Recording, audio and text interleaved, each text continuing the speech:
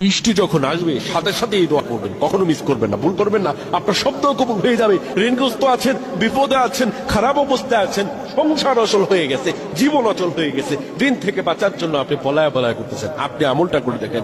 আমি বলছি আপনার নসিব খুলে যাবে ইনশাল্লাহ। এটা ভাগ্য পরিবর্তন করার আমল, ভাগ্য পরিবর্তন করার আমল। দুনিয়া আপনার পায়ের নিচে নত হয়ে যাবে ইনশাল্লাহ। বৃষ্টি যখন আসে, রাসূলুল্লাহ বলেন বৃষ্টির পানিতে হাত ভিজাও। বৃষ্টি যখন আসে বৃষ্টির পানিতে আপনি হাত ভিজাবেন। হাত ভিজানোর পরে আপনি পড়বেন আল্লাহুম্মা সাইয়্যিবান নাফিআ, আল্লাহুম্মা সাইয়্যিবান নাফিআ, আল্লাহুম্মা সাইয়্যিবান নাফিআ। বৃষ্টির পানিতে আপনি হাত ভিজিয়ে দোয়া যদি করতে পারেন, আমার আল্লাহ রাব্বুল আলামিন আপনার তামাম জিন্দেগীর সব আশা আকাঙ্ক্ষা কবুল করবেন। আল্লাহুম্মা আমিন।